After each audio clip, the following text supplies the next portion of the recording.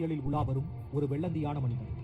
விஜயகாந்த் என்றாலே கோபத்தில் கண்கள் சிவக்க, நாக்கை துருத்தி அடிக்க பாய்வதும், யாருக்குமே புரியாத மாதிரி பேசுவதுதான் இன்றைக்கு பலரது நினைவுக்கு வரும்.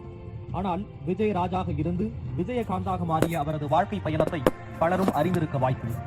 சுட்டெரிக்கும் வெயில் கொண்ட மதுரையில் உள்ள திருமங்கலத்தில் 1952ஆம் ஆண்டு ஆகஸ்ட் 25ஆம் தேதி KN அழகர் சுவாமி நாயுடுக்கும் ஆண்டாள் அம்மையாருக்கும் மகனாக பிறந்தவர்தான் வெள்ளந்தி நாயகன் விஜயராஜ்.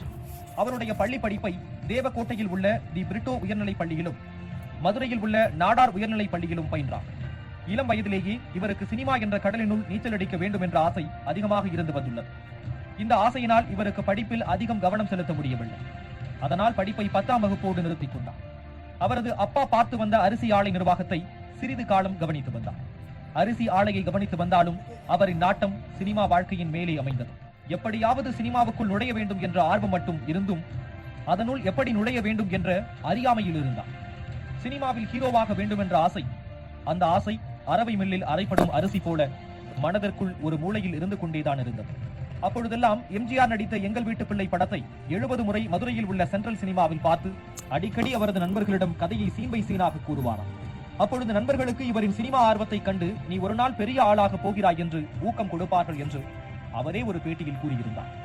இவர் மதுரையில் இருக்கும் போது, அதாவது 1965ஆம் ஆண்டு மதுரையில் நடந்த ஹிந்தி எதிர்ப்பு போராட்டத்தை அந்த ஊரின் சார்பாக முன்னின்று நடத்தியவர்.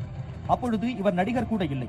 அப்பொழுதே தமிழகத்திற்கென்று குரல் கொடுத்திருக்கிறார் இந்த கருப்பு நாயகன் விஜயகாந்த். விஜயகாந்தின் வாழ்க்கை இப்படியே போகிக் கொண்டிருக்கும் வேளையில் இவரின் நண்பர்கள் இவரை உனது பாதை இது கிடையாது, நீ சென்னை போ, சினிமாவில் வெற்றியடைந்து விட்டு வா என்று அவரை சென்னைக்கு பஸ் ஏற்றி விட்டார்களாம்.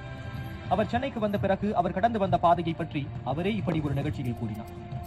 மதுரையில் இருந்து நான் சென்னை வந்த பின்பு சென்னையில் உள்ள எழும்பூரில் இருந்து கொண்டுதான் சினிமாவிற்கு வாய்ப்பு தேடினேன். அப்பொழுது எனக்கு திமிரு கொஞ்சம் ஜாஸ்தி. சினிமா என்றால் எனக்கு என்னன்னே தெரியாது. எல்லோரிடமும் வாய்ப்பு கேட்டு அலைந்தேன். அங்கு லைட் படிக்கும் ஆட்களிடம் கூட அண்ணா நடிக்க வாய்ப்பு கிடைக்குமா என்று அலைந்த காலம்லாம் இருக்கு. அதன் பின்பு சினிமாவில் சேனா பிலிம்ஸ் மர்சூக் என்றவர் எனக்கு ஒரு வாய்ப்பு வாங்கி கொடுத்தார்.